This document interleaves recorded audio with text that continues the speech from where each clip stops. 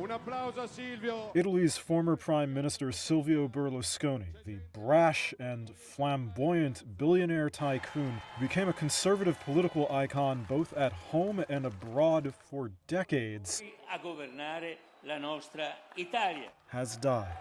Berlusconi had been suffering from leukemia for some time and recently developed a lung infection. He died at this hospital in Milan on Monday.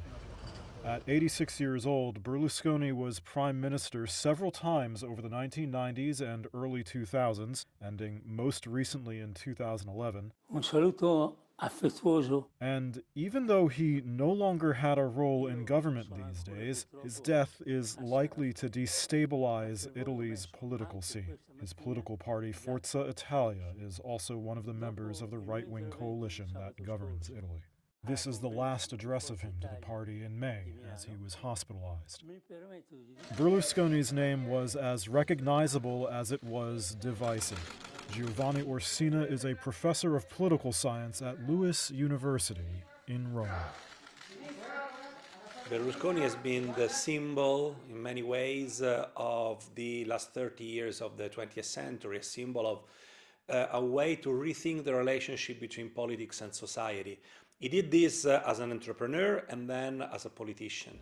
And in many ways, one could argue that since the 1970s, a lot of Italian life has been lived under the shadow of Berlusconi. He was born to a modest family, spent time as a singer on a cruise ship as a young man, and slowly amassed a fortune in real estate that evolved into a business empire. At its peak, it stretched from construction to retail, top soccer and media, even topless game shows.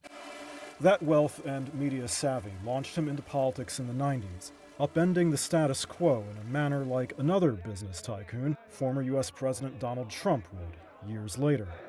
But he also had many scandals and critics, including those who said he used his power to protect his own business interests, and that corruption ran rampant during his administrations. He was convicted of serious charges at least 7 times, including bribery, although they were eventually overturned on appeal or expired because too much time had passed for the legal system, known as the statute of limitations.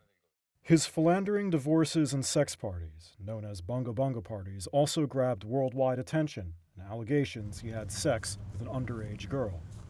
For most Italians, I would say across all generations, Berlusconi has been a very common presence in the last 40 years.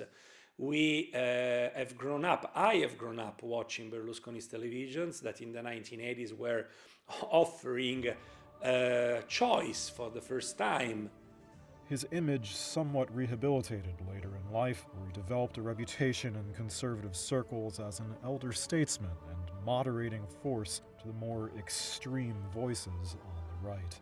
He was one of the biggest characters to come out of Italy's often bizarre politics.